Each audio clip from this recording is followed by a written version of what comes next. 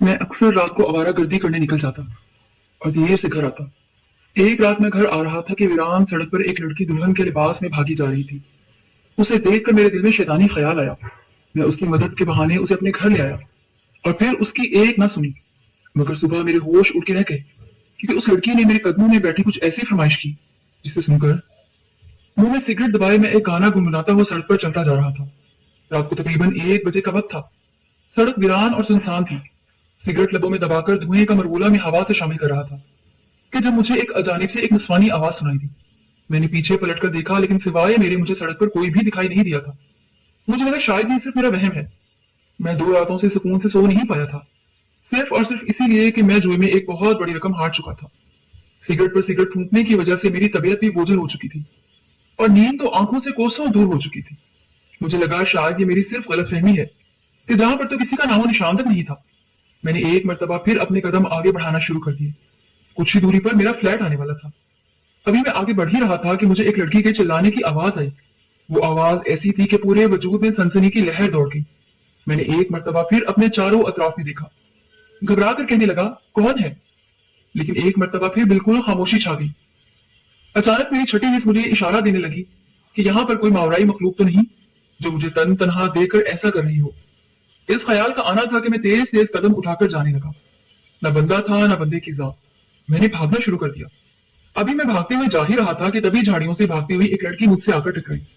میں اپنا توازن برقرار نہ رکھ سکا۔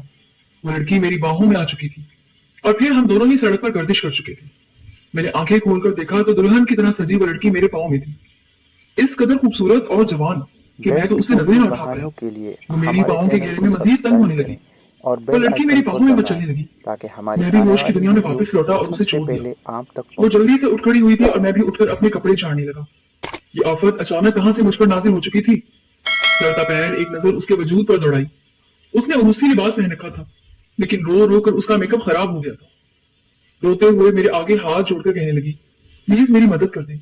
میں نہیں جانتی آپ کون ہیں لیکن خدا مجھے ان لوگوں سے بچا لیں۔ میرے ساتھ بہت بڑا ظلم ہونے والا ہے۔ آپ مجھے خدا کے نام پر یا تو کچھ پیسے دے دیں یا پھر کہیں محفوظ مقام پر پہنچا دیں۔ میں جلد از جلد یہاں سے بھاگنا چاہتی ہوں۔ اس کے آنسو، اس کا رونا میرے لیے بیکار تھا۔ میرا دل تو اس کے حسن پر آ چکا تھا اور میں اگلے ہی پل کہنے لگا آپ فکر مت کریں، میں ہوں نا، میں آپ کی مدد کروں گا۔ آپ میرے پاس بالکل محفوظ ہیں۔ آئیے چلیے یہاں سے چلتے ہیں۔ میں نے موقع کا فائدہ اٹھاتے ہوئے آگے بڑھ کر اس کا ہاتھ پکڑ لیا۔ اس کا نرم و نازک ہاتھ جب میں نے اپنے سخت ہاتھوں میں پکڑا تو پورے وجود میں کرنٹ سا دوڑ گیا۔ میرے جذبات بھڑکنے لگے تھے۔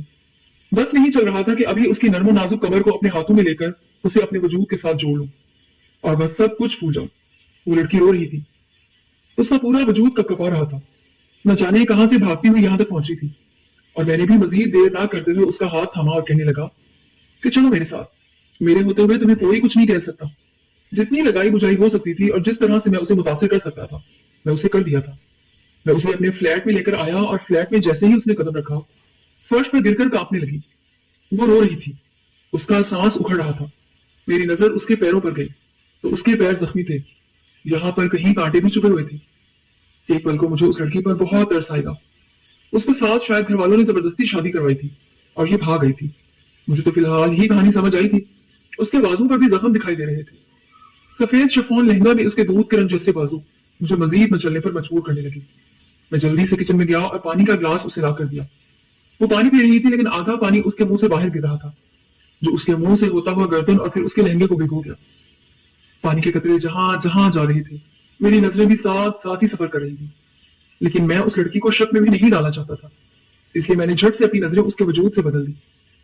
میں نے ہمدردی جتاتے ہوئے آگے بڑھ کر اسے اٹھایا اور صوفے پر بٹھانے لگا، لیکن میرا وجود جیسے جیسے اس کے وجود کو چھو رہا تھا میں اپنے ہوش کھو رہا تھا۔ وہ لڑکی بھی گویا نیند بے ہوشی کی حالت میں تھی، میرے سہارے ہی چلتی صوفے پر آ کر بیٹھی تھی۔ اس کے پاؤں زخمی تھے اور وہ صوفے پر گرنے کے انداز میں بیٹھی، اپنا زخمی پاؤں سامنے ٹیبل پر رکھ دیا۔ پاؤں میں کانٹے اور مٹی کو دیکھ کر وہ گھبرا سی گئی، بے چین ہو گئی، پھر اپنا چہرہ ہاتھ میں چھپا کر کہنے لگی مجھے خون سے بہت خوف آتا ہے، میں نے کبھی نہیں سوچا تھا کہ مجھ پر کبھی یہ نوبت بھی آ جائے گی۔ آپ کا بہت بہت شکریہ جو آپ مجھے یہاں پر لے کر آئے، لیکن میری نظر تو اس کے وجود پر تھی۔ جب میں بہت دیر تک کچھ نہ بولا تو اس نے میری جانب نظر اٹھا، میری زندگی خوش و خرم گزرے گی، مگر ایسا نہ ہو سکا تھا۔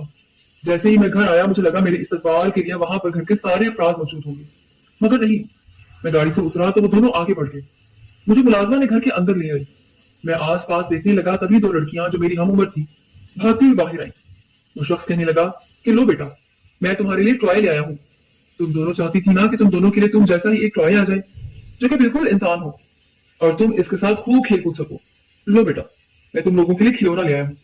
اب کھیلو کودو, جو کچھ مرضی کرو. میں تو حیران تھا. وہ دونوں لڑکیاں میرے ساتھ آ کر کھیلنے لگی.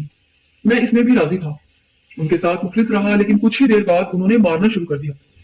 پہلے میرے چہرے پر لڑکیوں جیسا میک اپ کیا اور پھر ایک نے فیس پاؤڈر میری آنکھوں میں گرا دیا. میں رونے لگا, چلانے لگا, جبکہ دوسری لڑکی نے کینچی لے کر میرے بال کاٹنا شروع کر دی.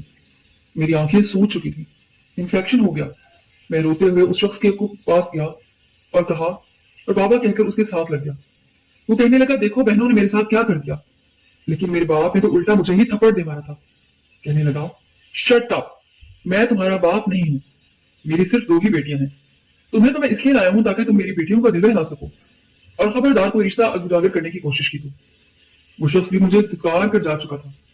پہلے تو کھانے کا لالچ تھا کہ چلو اس گھر سے مجھے کھانے کے لیے کچھ مل جائے گا, لیکن جب برداشت سے باہر ہو گیا تو میں نے سوچ لیا کہ میں اس گھر سے بھاگ جاؤں گا, کہیں بھی رہ لوں گا, کچھ بھی کر لوں گا, لیکن مزید یہ ظلم نہیں سہ سکتا. اس شخص کی چھوٹی بیٹی نے مجھے بہت مارا تھا. خیر, ایک روز میں وہ گھر چھوڑ کر بھاگ آیا, اور اس دن کے بعد سے اب تک میں بھٹک ہی رہا ہوں. کہیں اچھے اور کہیں برے لوگوں سے میرا واسطہ پڑا.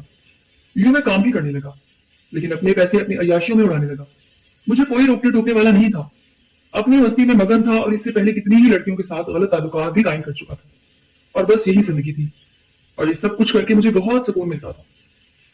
کبھی نہیں سوچا تھا کہ راستے میں ملنے والی لڑکی میری زندگی بدل کر رکھ دے گی. میں نے یہ نشے کی سگریٹ بھی بہت رکھے ہوئے تھے. تھوڑا بہت نشہ بھی میرے دماغ کو مزید سرشار کر دیتا تھا.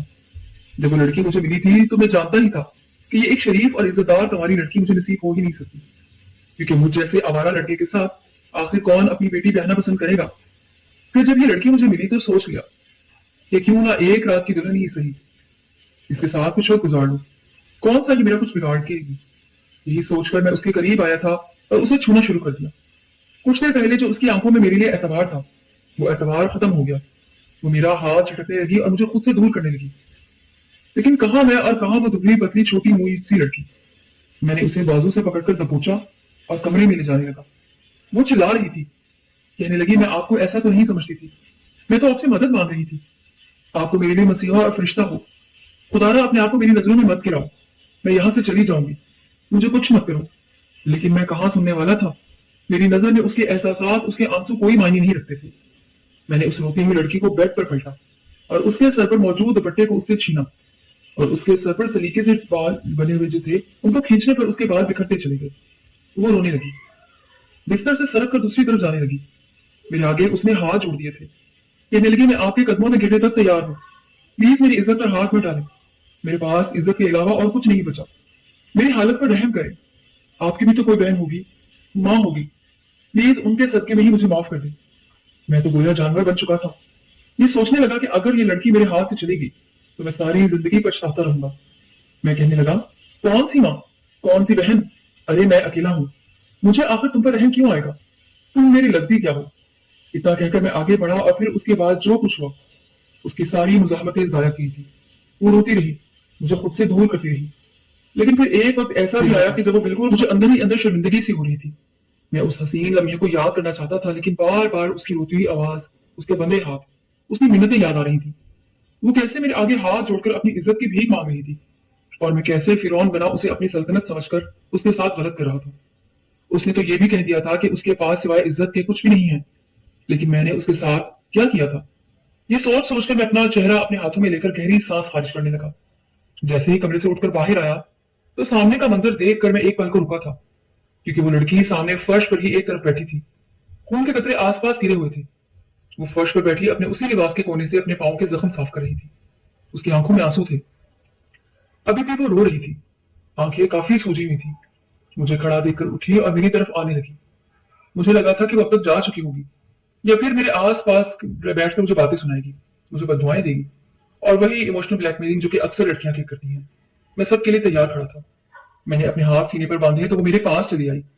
اس سے پہلے کہ وہ کچھ بولتی, میں نے اگلے ہی پل انتہائی نرم لہجے میں کہا کہ مجھے تمہارے ان آنسوؤں سے کوئی مطلب نہیں ہے. میں ایسا ہی ہوں, آوارہ سا لڑکا. اور تم سے پہلے بھی نہ جانے کتنی لڑکیوں کو استعمال کر چکا ہوں. مجھے تو لگا تھا کہ تم اب تک جا چکی ہوگی، لیکن یہیں پر بیٹھی ہو. وہ میرے قریب آئی تو مجھے لگا کہ شاید اپنے ان نازک ہاتھوں سے میرے کالر کو پکڑے گی، لیکن وہ ہاتھ چھوڑ چکی تھی. روتے ہوئے میرے قدموں میں گر گئی اور میرے پاؤں پر اس نے اپنے ہاتھ رکھ دیے تھے. کہنے لگی مجھ سے نکاح کر لیں، میرے ساتھ میاں بیوی والا رشتہ نبھا لیں.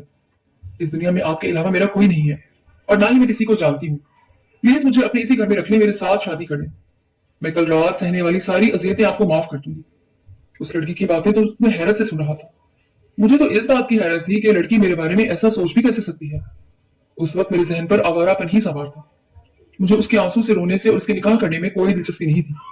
میں نے اسے اپنے پاؤں کی ٹھوکر مار کر دھتکارا اور کہنے لگا، او بیوی، میں تو تمہیں جانتا بھی نہیں ہوں. مجھ سے ہمیں اتنی ذمہ داری نہیں اٹھائی جاتی اور میں تمہاری خاطر مصیبتیں کیوں اٹھاؤں؟ پتہ نہیں تم کون ہو، کون نہیں، کہاں رہتی ہو، تمہارا ماضی کیا ہے اور کہاں سے بھاگ کر آ رہی ہو. مجھ سے پہلے کتنے لڑکوں کے ساتھ تمہارے چکر رہے ہیں، کچھ بھی تو نہیں جانتا میں. اور اتنا سب ہونے کے باوجود تم یہ چاہتی ہو کہ میں تم سے شادی کر لوں. میرے لیے عورت صرف اپنا جنون اتارنے کا سامان ہے، اس سے زیادہ اور کچھ نہیں. چلی جاؤ یہاں سے. وہ روتی رہی اور ہاتھ جوڑ کر منتیں کرتی رہی. مجھے اس کی یاد آنے لگی. بستر پر نظر دوڑائی تو ایک رات کا سین سراپا مجھے یاد آنے لگا. خیر، میں نے ذہن جھٹکا اور واش روم میں فریش ہونے چلا گیا. نہا کر باہر آیا تبھی میرے موبائل پر میرے ایک دوست کی کال آنے لگی. وہ مجھے بلا رہا تھا. آج پھر جوئے کی بازی لگنے والی تھی اور میں نے بھی گھر کو تالا لگایا اور وہیں چلا گیا. اس رات میں جوئے کی بازی جیت چکا تھا. مجھے اچھی خاصی رقم ملی تھی اور میں خوش تھا. گھر واپس آیا اور نشے کی سگریٹ پی کر میرے ذہن ویسے ہی نیند سے بوجھل تھا. میں پچھلے پہر ہی لیٹ کر سو گیا، لیکن جیسے ہی گہری نیند مجھ پر حاوی ہوئی تو مجھے خواب میں وہ لڑکی دکھائی دینے لگی جس کا میں نام تک نہیں جانتا تھا. وہ ایک جانب کو سڑک پر بیٹھی رو رہی تھی اور کچھ کتے اسے نوچ رہے تھے. اس کے کپڑوں کو منہ میں لے کر پھاڑ رہے تھے اور وہ روتے ہوئے مجھے آوازیں دے رہی تھی. یہ منظر ایسا تھا کہ دیکھ کر میری آنکھ کھل گئی تھی. سارا نشہ اور ساری نیند آنکھوں سے غائب ہو چکی تھی. میں گہری گہری سانسیں لینے لگا اور سامنے ٹیبل پر پڑا ہوا جگ سے پانی نکالا اور پینے لگا. یہ سب کچھ دیکھ کر میرے دل کی دھڑکنیں بھی تیز ہو چکی تھی. ایک مرتبہ پھر سونے کے لیے لیٹا، لیکن بار بار میرے سامنے آنے لگی. میرا دل مجھے ملامت کرنے لگا اور میں سوچنے پر مجبور ہو گیا کہ وہ اس رات کو مجھے کس حالت میں ملی تھی اور وہ کہاں سے بھاگ کر آ رہی تھی. ہو سکتا ہے اس کے ساتھ ظلم کیا جا رہا ہو. شکل سے وہ کوئی خراب لڑکی تو نہیں لگتی تھی اور نہ ہی تیز تراز تھی، بلکہ معصوم تھی. پتہ نہیں وہ کیوں بھاگ کر آ رہی تھی اور میں نے کیا کیا. اس کی مجبوری کا فائدہ اٹھایا تھا. یہ سوچ سوچ کر تو میرا دماغ بہت ہی پھٹنے والا ہو گیا. نیند سے میری آنکھیں سوج چکی تھی. کچھ نشے کی وجہ سے بھی بے چینی تھی اور میں باہر سہن میں چلا گیا. ہلکی ہلکی بارش ہو رہی تھی اور میں بارش میں بیٹھ کر بھیگنے لگا اور سوچنے لگا کہ وہ لڑکی کہاں گئی ہوگی. کہیں وہ لوگوں کے ہاتھ تو نہیں لگے جن سے بھاگ کر آئی تھی، اور ان کا تو کوئی ٹھکانا بھی مجھے معلوم نہیں تھا. پھر وہ کہاں جا سکتی ہے؟ میرے ذہن میں یہ ساری باتیں ایک دم سے آئیں. میں نے اسی پل اپنا بائک کی چابی اٹھائی اور گھر سے نکل گیا. کئی گھنٹے بیت چکے تھے اسے گھر سے گئے ہوئے، لیکن میں پاگلوں کی طرح ہر طرف اسے ڈھونڈ رہا تھا. صبح کا نور پھوٹ پڑا اور ہر صبح ڈھونڈتا ہوا آس پاس لوگوں سے بھی پوچھ رہا بیسٹ اردو کہ کیا کہانیوں کسی نے ایک کے لڑکی کو لیے دیکھا ہے ہمارے چینل کو جس نے عروسی سبسکرائب لباس پہن کریں رکھا تھا. اور بیل لیکن آئیکن سب نے کو ہی انکار کر دبائیں دیا. تاکہ ہماری میرے آنے پاس والی جوئے سے ویڈیو جیتے گئے جتنے سب پیسے سے تھے پہلے آپ ان میں تک سے آدھے سے پہنچے. زیادہ میں نے اپنی بائک میں پیٹرول بھروانے میں صرف کر دی. بھوک سے میری حالت بری ہو رہی تھی. میں ایک ڈھابے پر رک کر چائے پینے لگا. میں خود حیران تھا کہ آخر مجھے ہو کیا گیا ہے. پہلے خود ہی اس لڑکی کو بھیجا اور خود ہی اسے پاگلوں کی طرح میں ڈھونڈتا پھر رہا تھا. آخر میرا اس سے رشتہ کیا تھا؟ لیکن شاید کہیں نہ کہیں میرا دل اسے اپنا تسلیم کر چکا تھا. محبت کیا ہوتی ہے، جذبات کیا ہوتے ہیں، اس سے پہلے میرا ان سے کوئی تعلق نہیں تھا. لیکن اس لڑکی کو اپنی زندگی سے بھیج کر اب میں اس کے لیے تڑپ رہا تھا. میں نے وہ چائے کا کپ بھی وہیں چھوڑ دیا اور ایک مرتبہ پھر بائک پر بیٹھ کر اسے ڈھونڈنے لگا. آسمان پر کالے بادل چھا رہے تھے اور پھر کچھ ہی دیر بعد گرج چمک کے ساتھ بارش شروع ہو گئی. میں اس راستے پر آ چکا تھا جہاں پر ہر سو درخت ہی درخت تھے. تبھی ایک جانب کو مجھے ایک چھوٹی سی دکان نظر آئی جو کہ بند ہو چکی تھی، لیکن اس کے باہر مومی شیٹ چڑھا کر لکڑی اکٹھی کی گئی تھی تاکہ بارش سے بچا جا سکے، اور سامان جس پر ایک شیٹ چڑھائی گئی تھی کہ وہ خراب نہ ہو. میری نظر اس کے نیچے پڑی تو یوں محسوس ہوا جیسے وہاں پر اس بارش سے بچنے کے لیے کوئی بیٹھا ہوا ہے. میں نے اپنی بائک دور روکا اور چلتا ہوا وہاں پر آ گیا. میرے دل کی دھڑکنیں تیز ہو رہی تھی. جب آگے بڑھ کر دیکھا تو وہی لڑکی وہاں پر موجود ایک ریڑھی کے نیچے بیٹھی تھی اور ٹھنڈ سے کانپ رہی تھی، اور وہی اسی لباس پہن رکھا تھا. لیکن جیسے ہی اس کی نظر مجھ پر پڑی تو اس کی آنکھوں میں آنسو آ چکے تھے. اس کی یہ حالت دیکھ کر مجھے بہت افسوس ہوا. میں نے ہاتھ آگے بڑھا کر اسے وہاں سے نکلنے کو کہا